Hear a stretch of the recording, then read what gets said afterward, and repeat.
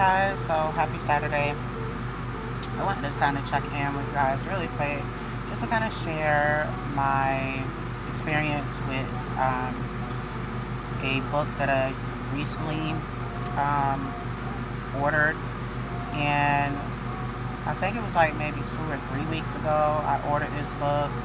I found the title to be really interesting, and I felt like, okay, well, let me go ahead and invest in this book, see what it's about. So the book is called The Shadow Work Journal. And it's basically, a journal filled with like different activities. Sorry, I can't get my words together today. But it has like different activities for you to do throughout the journal. With that being said, it's pretty much a guide for you to like as you go through your healing journey.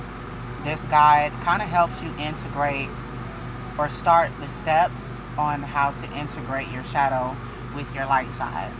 And so obviously, even like I have come to the conclusion that even doing this book and the projects in this book, there's inner work that still has to be done. Like I still have to do more integrating other than what the book is guiding me to do, but it's a great start. With that being said, I want to share one of the activities in the book that I thought was super helpful. I mean, even if you can't get this book, you can still practice this activity.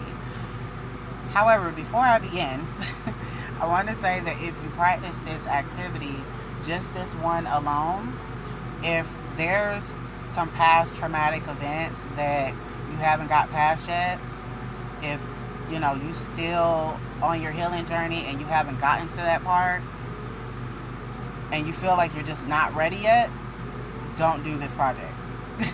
Don't do this activity at all. The activity itself, and it's featured in the Shadow Work Journal as well, is a letter to yourself. But when you write the letter to yourself, it's like your past self. But it can't just be any version of you from the past. It has to be, when you're writing this letter to yourself, it pretty much asks you in the letter, write to yourself and think back on a traumatic event that you was going through, and at that time, in that moment, what did you need to hear the most? Like, what would have helped you the most kind of going through that? Like, whatever it was that you were facing. What inspiration did you need in that moment? It just asks you to kind of write to that version of yourself. There's also an inner child activity in here as well, but I haven't gotten to that part. I'm kind of like halfway, so to speak, through the journal. But it's helped me so much. Like, it's helped me kind of rediscover me. Just like pulling back the layers of me. And a lot of shit that I thought I was over, or that I've come to peace with, a lot of that shit resurfaced. That's another thing in this shadow work journal. If you ever get it, you will experience that. Like, it will bring up old emotions. It's gonna bring up just a bunch of stuff that you thought you got over, and truth be told, you ain't gotten over none of it. Like, so when I did the letter to myself, I thought of, the past traumatic event that, whichever one that I felt was the craziest and the most detrimental to me. And as I was writing the letter, I had to stop in between, because when I tell y'all I was in a floodgate of tears, that's when it kind of hit me. Like, boom, okay, chick, you're not over this.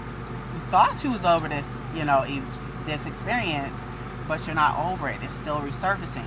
And then I started asking myself the key question, why? Why does this still hurt you? So it's stuff like that in this journal that I gotta warn you guys, it's intense, man. Like, that thing is so intense. But as I finished the letter, I got a good cry out. I did. I'm gonna keep it a whole being with y'all. Um, but as I, like, after I was done, I went back and I read it, and I'm like, dang, I really, like, I really didn't deal with this. I didn't, like, I dealt with the event that took place, yes, because I experienced it, but I didn't deal with it in a way to where, like, I made peace with it. And if the subject of that event is brought up again, like, if somebody brings it up again, it's still triggering for me. So, like, what'd you say, Cookie? You said something? Oh, okay. So, yeah, the shadow work journal is a good investment, I feel. But again, if you can't, then writing a letter to the old version of you will help a lot, because it will help you rediscover certain emotions that you're still holding on to. And yes, it's going to bring up those old wounds, but it's necessary. It literally makes you face you. Anything that you've been running from, it's going to resurface every single time. So yeah, in that experience, I just kind of wanted to share that with you guys. After I was done with my little cry and finishing the letter, something happened, like, energetically, just on an energy-based level. I felt like this heavy weight, or this heavy burden from those emotions. I felt like it was lifted off of me. I can't explain it. Like, I immediately, after I was done crying and after I was done with the letter, like, the energy shifted. And, like, I felt a little bit lighter. So, yeah. This thing is intense. If you're not ready, please do not buy it. I'm just saying. If you got TikTok, it's definitely featured on TikTok. Even if you go to the search engine and you just type in the Shadow Work Journal, it's literally that title, and it should come up. Let's see if I can see who the author is. I was so excited to just start this that I just started the activities and didn't really, I don't know, I really didn't capture the artist. They were talking about who the artist was of this journal, but I forgot. Look, I'll probably put it in a little caption box if once I go through the little credits of the book. But anyway, I wanted to kind of share that with you guys. If you have not started your shadow work journey, it's essential for you to do at some point. And the reason why I say that is because your shadow, if it's unchecked, if it's not integrated with the other parts of you, which is your light side, like if you just go on and try to sweep all of that under the rug, all of your emotions, your past related pain and all the other stuff, childhood wounds, like if you go through life and you have not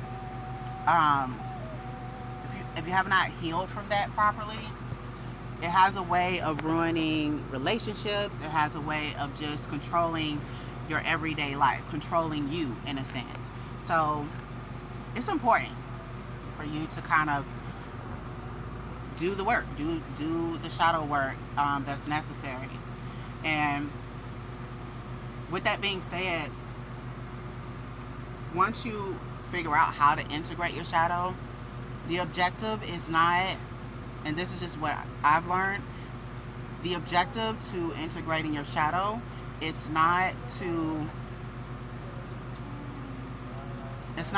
say, okay, I've healed from those things and now they're going to go away.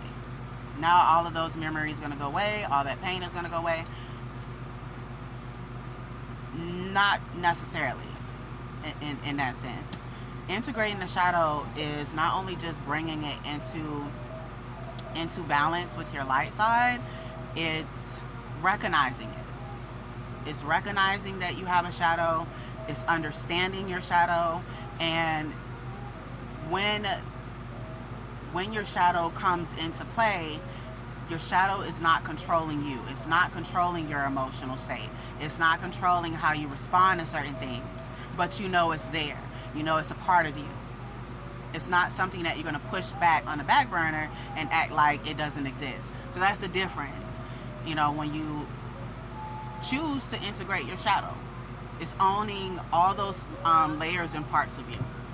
Not just the parts that you decide to show the world and that you decide, that you decide you are comfortable with.